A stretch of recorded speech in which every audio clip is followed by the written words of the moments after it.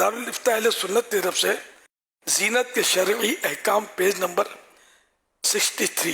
ناک اور کان چھدوانا عورتوں کے لیے جائز.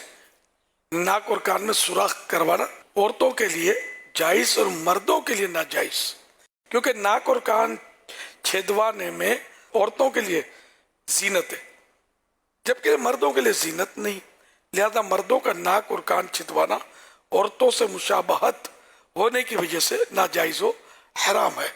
چنانچہ عورتوں کے ساتھ مشابہت اختیار کرنے والے مردوں کے بارے میں صحیح بخاری میں ہے.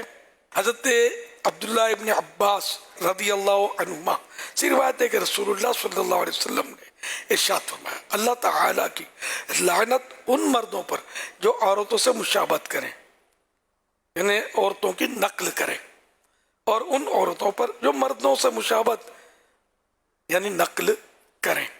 حضرت علامہ ابن عابدین شامی رحمۃ اللہ علیہ فرماتے ہیں بالیاں لٹکانے کے لیے کان کو چھیدنا عورتوں کی زینت ہے اور مردوں کے لیے حرام ہے.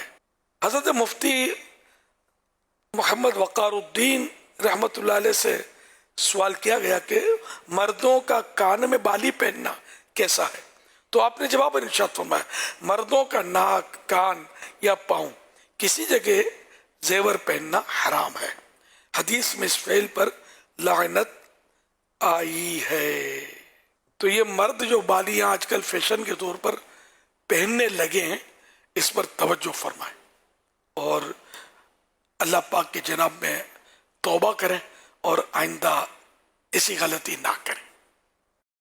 اللہ پاک توبہ قبول کرنے والا ہے. ہمت کریں، توبہ کریں اور اس کو مطلب اتار کے، اگر سونا ہے تو اتار کے اس کو، اگر یہ مرد ہی پہنا کرتے ہیں تو پھر توڑ کے اس کو پچکا کے سونے میں بیچ دیں. اگر عورتیں بھی پہنتی ہیں تو پھر تو یعنی وہی بالی عورتیں بھی پہنتی ہیں تو پھر صحیح سالم بھی اگر بیچ دیں تو ٹھیک ہے، یا بہن کو دے دیں، بچوں کی امی کو دے دیں گفٹ.